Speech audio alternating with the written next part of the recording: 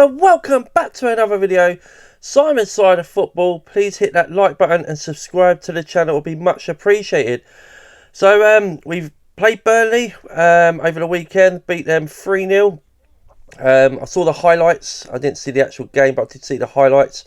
Some good performances, what I see, especially Kudus, Richarlison, who scored two absolutely brilliant goals. So a few good performances, good start to the season, getting that win, a nice comfortable 3-0 win.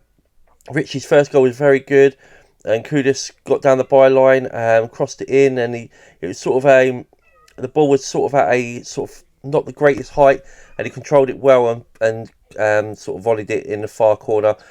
And then his second goal, every team member touched the ball, 17 passes, and Kudus again put a great ball in after it just knocked it past his defender. And Richarlison back to goal, sort of side scissor kick, and when it hit his boot, you could just tell it was going in. It just flew off his boot and went into the corner. It was a great goal, a contender of goal of the season already. So a good start, 3-0 win. So Man City next, which will be on Saturday at lunchtime. So looking forward to that game. Very good, very good. There's been some interesting news in the last few days. Yesterday, Dred Spence signed a new contract with the club. Very good news. He's deserved it. He's played brilliantly. Played left back again at the weekend, was really good. So that's good for him. He's got a new contract. And then we heard that Christian Romero signed a new 4-year deal. I did expect it, actually. I did think after he took the captaincy that he would sign a new contract. There was some speculation he could have gone to Atletico Madrid at the start of the transfer window, but nothing really materialised. He apparently said in Argentina that he would want to go there. But since Thomas Frank has come in, he's liked what's happening. He's liked the training. He's liked his ideas and how he wants to go moving forward. I'd say that Romero has probably been given some reassurances that we're going to start to compete on all fronts, because that's what he wants. You know, he's won multiple trophies. Won the World Cup. He's won, the Europa League with Spurs. He's won a few others with Argentina. So he obviously wants to win more trophies, and he believes he can do that with Spurs. So, and him as captain now wants to lead the team and lead as example. So, really good news for Spurs. A new 4-year contract for him. There's reports that his new wages are 205k a week, which makes him the highest paid player at the club, which I was expecting. Good news. And then yesterday, Daniel Levy and Parish had a sit down about Eze. I believe there's a deal close to be done, around 60 million. Palace won't let him go until they get their replacement. And they're advancing talks with El Khanous from Leicester. And El Khanous has come out and said he wants to go to Palace. So I expect it to be him who comes in. And then Spurs can finalise the Eze deal. Hopefully it'll be done maybe today, maybe tomorrow. It'd be good to get him in before Man City. So let's hope that gets over the line. I'm excited about this transfer. He can play in the number 10. He can also play on the left wing as well and drift inside to the sort of number 10 position. He's that maverick player we need. We got, obviously, Maddison's out for the season, so we do need someone to replace Maddison. I think he's a different sort of a playmaker than Maddison. Maddison likes to, sort of pick up the passes and try to find the needle, where I find that Eze more drives with the ball, but also is good with passing. Gets a lot more goals, I think, than Maddison would.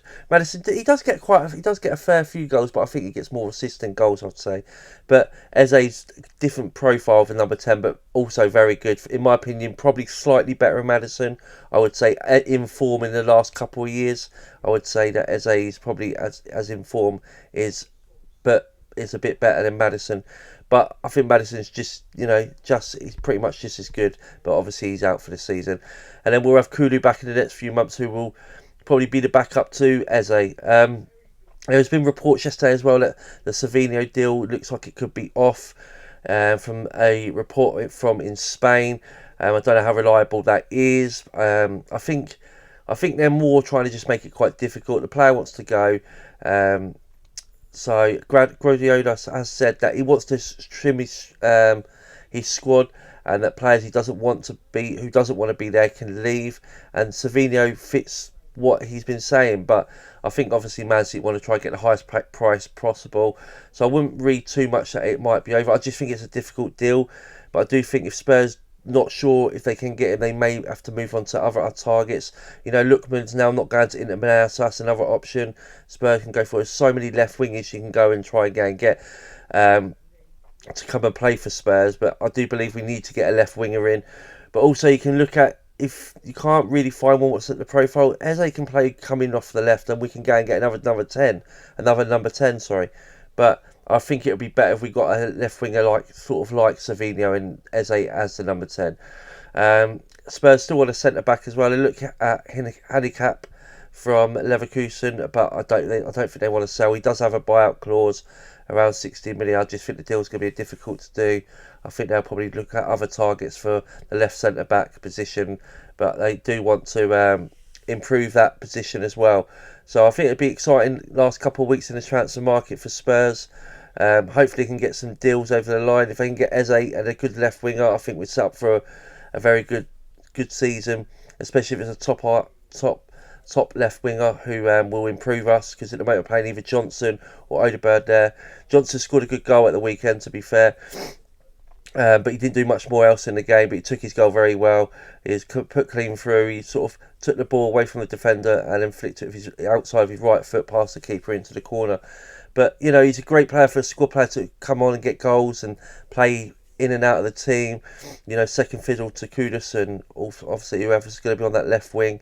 But for me, he's more of an impact player I find this year than a starter. It's interesting to see who will be our number one striker this year with Solanke and Richarlison, because Richarlison had a very good start. He's had 2 very good games, scored 2 great goals. Solanke is coming back from fitness. I think it's more to see who's the form guy at the time will be playing, but I think they'll push each other this year, which will probably get the best out of them both. If they both can get double figure goals, 10 to 15 goals each, that's the 20 between the 20 and 30 mark goals a striker needs to get, and that will help us a lot. And then if the midfielders can, if we get Eze over the line getting some goals and Kudus getting in a few, and also Johnson banging in goals, and sort of share out with Odegaard, some of the defenders, then I think getting goals moving forward is not going to be too much as an issue that some of us might find. So hopefully that continues. But yeah, it's a good start to the season. Man City's going to be a tougher test. Will Frank go back to the 5 at the back, or will he start with the 4-2-3-1? We'll have to wait and see. Because if Eze does come over the line, what are you going to do then? Because you've got Kudus, Eze and a striker. You're not going to be able to play that 5-3.